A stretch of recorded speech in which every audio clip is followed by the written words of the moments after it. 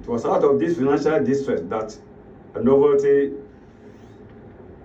financing mechanism known as 60-40 model was fashioned out.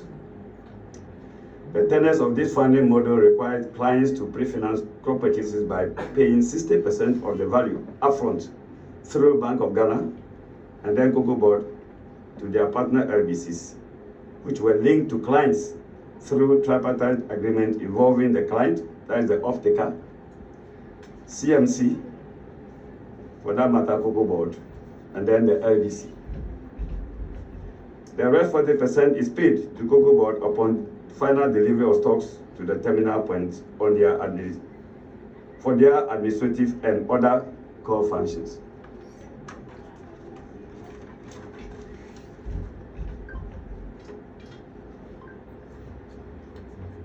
While this novelty funding model significantly eased the cash flow problems of LBCs and for that matter, lessened the financial burden on Cocobod, it inadvertently made CMC Cocobod virtually become a moderator in the client LBC partnership arrangement, as Cocobod no longer controls funding to the industry because it has no funds of its own. The fallouts of this model are as follows. One, most LBCs were left stranded because they did not get access to funding. Two, those that secure funding did not get off-takers to lift their stocks. Three, LBCs that delivered cocoa to port were not paid early enough, hence servicing high interest costs. And five, inadequate funding led to high incidence of smuggling of cocoa outside the country. That was for 2024-25 season. The 2025-26 season opened in August with the continuation of the new funding model, which is now 80-20. And what is the meaning of 80-20? 80% of the value is paid upfront to the LBC for farmer payments and other handling costs, with the rest 20% going to Cocobod on delivery of stocks to terminal points. However, most of the clients stopped buying as early as November. That is, they left the market, Ghana market, as early as November, which is the peak of the season, either for meeting their contract targets or having delivered cocoa which had not been paid for by Cocobod, whilst others complain of high cost of Ghana cocoa. Number two, Cocobod CMC traders sales strategy. The second problem. We believe that Cocobod CMC off-taker shipment arrangement, which is driven by overall sales strategy, is mainly to blame on the current crisis the industry is facing. Why should we move from a period of rollovers in the previous season because Cocobod could not deliver on their contracts, and this season we cannot buy cocoa produced by farmers because our pricing mechanism is not competitive enough? This can only be explained by the fact that our traders were not proactive enough to enter the market and sell when prices were high until they crashed right in our eyes. Meanwhile, there was credible enough market intelligence indicating that terminal market prices will fall due to surplus in the market, unlike the previous year. The fallouts of the above scenarios are the following. Stocks delivered to port since December 2025 are not paid for by Cocobod, as sales and shipments are not going on. 2. Stocks in up-country warehouses which were collected from farmers are not paid for. That is, those cocoa that were taken from farmers and sent to depots. 3.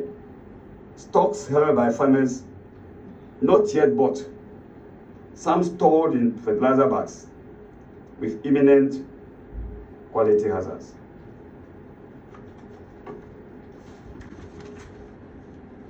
4. Future stocks for sale in the second part of the season, that is between March and August, are in jeopardy because of famine. 5. Falling terminal prices. The core structural problems remained. Policy inconsistencies arose due to lack of continuity in programs with change in government, a situation that makes the industry poorer. Various cocoa think tanks set up for informed discourse on the industry collapse with change in government. Also, funds secured to revamp the industry are misapplied. There certainly is need for a paradigm shift in efforts to realign the industry and bring it back to its glorious days. Otherwise, it will be swallowed by galamsey. Number 4, political interference. Since 2013, Cocobod has become a dumping ground for political foot soldiers. The one very professional organization with top-notch technocrats with deep institutional memory has lost its shine due to the depth of knowledge available. Hitherto, only the chief executive is politically exposed, and with time, the 3 deputy chief executives were also political appointees. It is sad to note that there is no longer security of tenure in Cocobod, as there is sweeping change in personnel at all levels, including drivers, with a change in government.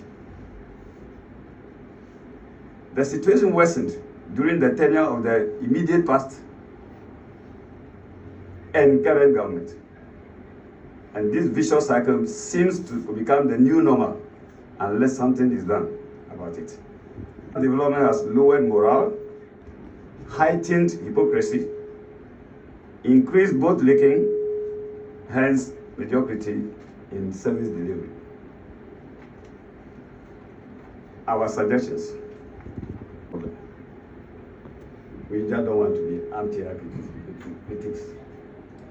Number 1, we suggest that a review of the current funding model, so that is, we want the current funding model to be reviewed so that a hybrid of the old model of securing some syndication facility, that is from local or international banks, to enable real-time payment for cocoa purchased and delivered to port by LDCs. Number 2, we propose a limited seed fund regime to be operated to support LBCs to survive, especially the local ones.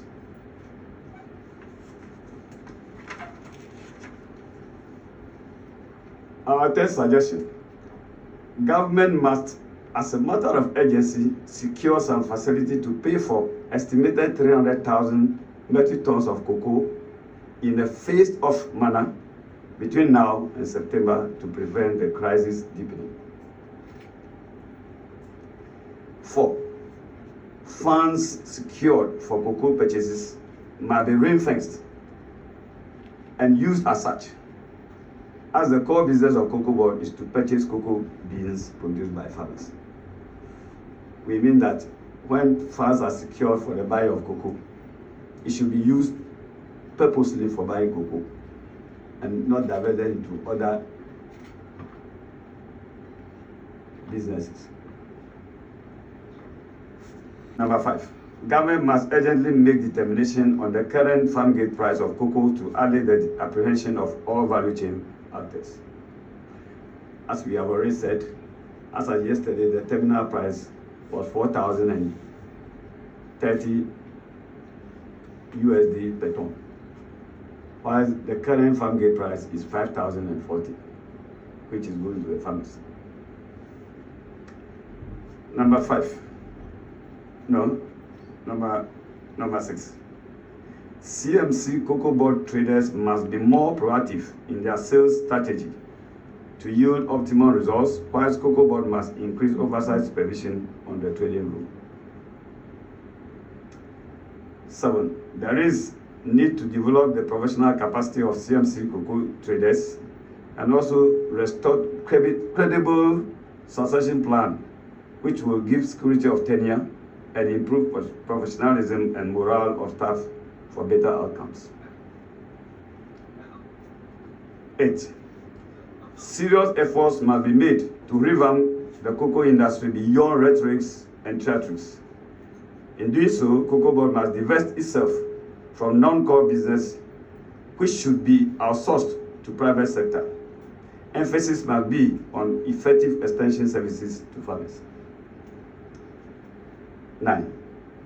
There should be greater openness and stronger communication between Nickelback and other stakeholders and Cocobod. Number 10. That is the last but not the least. Government must make efforts to restore Cocobod to its past glory by speeding up the new act on new pricing mechanisms. Thank you very much. And I'm done.